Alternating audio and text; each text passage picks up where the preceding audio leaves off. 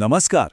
Harassment, ये शब्द हम सबने कई बार सुना है ना? पर इसका असली मतलब क्या है? और सबसे जरूरी बात, अगर किसी को इसका सामना करना पड़े तो वो क्या कर सकता है?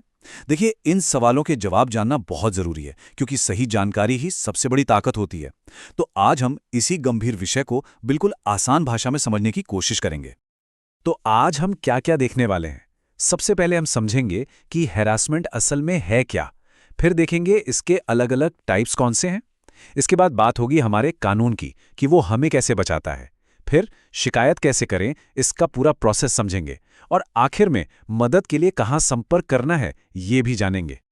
तो चलिए शुरू करते हैं पहले और सबसे बुनियादी सवाल से, कि आखिर ये हैरासमेंट होता क्या है। तो देखिए, बहुत सिंपल शब्दों में हैरासमेंट का मतलब है जब कोई जानबूझकर, और ये जानबूझकर शब्द बहुत जरूरी है, जानबूझकर किसी को परेशान करे, डराए या उसे असहज महसूस कराए। और ये कहीं भी हो सकता है, मतलब आपके ऑफिस में, स्कूल कॉलेज में, या फिर आजकल तो ऑनलाइन भी बहुत होता है। ठीक है, तो अब हमें ये तो पता चल गया कि हैरासमेंट क्या होता है। अब देखते हैं कि ये कितने तरह का हो सकता है, क्योंकि इसे पहचानना बहुत जरूरी है, तभी तो इससे लड़ा जा सकता है ना? मोटे तौर पर देखें तो हरासमेंट के 5 मेन टाइप्स होते हैं। पहला है वर्बल हरासमेंट, मतलब गालियां देना, धमकियां देना या कुछ भी अपमानजनक बोलना। फिर आता है फिजिकल हरासमेंट, जिसमें गलत तरीके से छूना या मारपीट करना शामिल है। तीसरा, सेक्सुअल हरासमेंट, मतलब सेक्सुअल कमेंट्स पास करना, गलत इरादे से छूना या किसी भी तरह का सेक्सुअल दबाव बनाना। चौथा है वर्क प्लेस हरासमेंट, जब ऑफिस का माहौल ही अनसेफ या भेदभाव वाला बना दिया जाए। और पांचवां, जो आज के जमाने में बहुत आम है, साइबर हरासमेंट, यानी ऑनलाइन धमकी देना, अफवाहें फैलाना। इन सबको समझना इसलिए जरूरी है ताकि कोई ये पहचान सके कि उनके साथ आखिर हो क्या रहा है। तो हमने प्रॉब्लम तो समझ ली, अब बात करते हैं सल्यूशन की। और अच्छी बात यह है कि हमारे देश में हरासमेंट के खिलाफ काफी मजबूत कानून हैं। ये जानना बहुत जरूरी है कि कोई भी अकेला नहीं है, कानून हमेशा साथ है। बेसिकली ये 3 कानून एक तरह से सुरक्षा कवच का काम करते हैं। पहला है भारतीय न्याय संहिता यानी बीएनएस, जो कई तरह के हैरासमेंट को कवर करता है।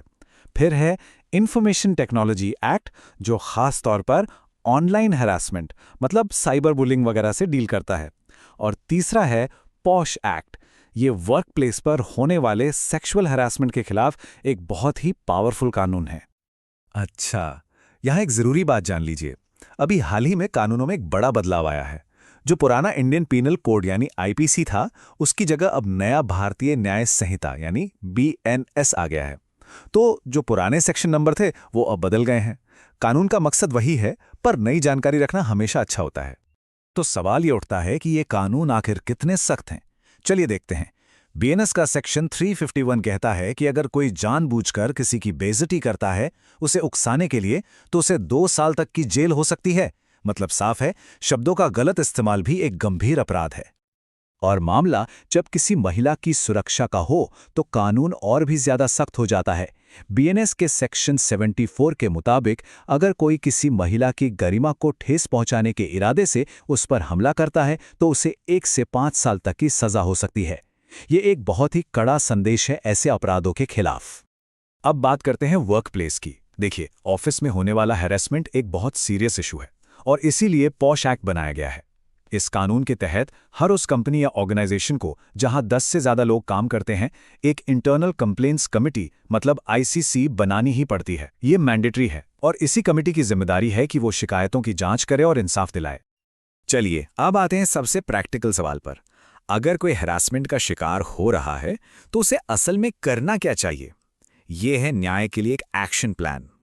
देखिए, एक्शन लेने से पहले सबसे पहला और सबसे जरूरी काम है सबूत इकट्ठा करना। चाहे वो ईमेल्स हो, मैसेजेस हो, कोई रिकॉर्डिंग हो, या फिर किसी चोट की तस्वीरें, कोई गवाह हो। हर छोटी से छोटी चीज केस को मजबूत बनाती है। तो शिकायत करने का पूरा प्रोसेस क्या है? ये 6 सिंपल स्टेप्स हैं। स्टेप 1, पहचानिए कि ये किस तरह का हैरासमेंट है। स्टेप 2, सारे सबूत एक जगह जमा कीजिए। स्टेप 3, सही अथॉरिटी के पास जाइए। मतलब अगर ऑफिस का मामला है तो आईसीसी, बाहर का है तो पुलिस, और ऑनलाइन है तो साइबर सेल। स्टेप 4, अपनी शिकायत को डिटेल में लिखिए।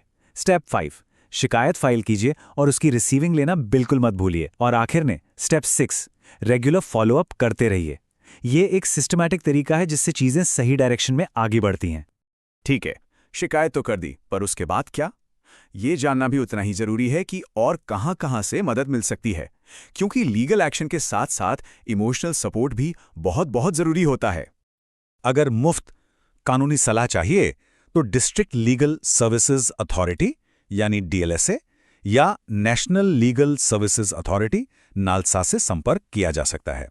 और काउंसलिंग और सपोर्ट के लिए नेशनल कमीशन फॉर वुमेन है और साक्षी या राही फाउंडेशन जैसे कई भरोसेमंद एनजीओज भी हैं। याद रखने वाली बात बस इतनी है कि मदद मौजूद है, बस सही जगह पर पहुंचने की जरूरत है। बिल्कुल, जैसा कि यहां लिखा है, उत्पीड़न के खिलाफ खड़ा होना और न्याय मांगना एक महत्वपूर्ण कदम है। और ये सिर्फ एक लीगल प्रोसेस नहीं है, ये अपने आत्मसम्मान के लिए अपनी हिम्मत दिखाने का एक तरीका है। ये एक कदम है एक बेहतर और सुरक्षित समाज बनाने की तरफ। तो आखिर में बस यही सवाल बचता है, अपने अधिकारों को जानना ही खुद को बचाने का पहला कदम है। तो क्या हम सब ये पहला कदम उठाने के लिए तैयार हैं? क्योंकि जब हमारे पास सही जानकारी होती है तो हम सिर्फ अपनी ही नहीं बल्कि अपने आसपास के लोगों की भी मदद कर सकते हैं। तो चलिए अपने अधिकारों को जानें और एक ज्यादा सुरक्षित माहौल बनाने में अपना योगदान दें।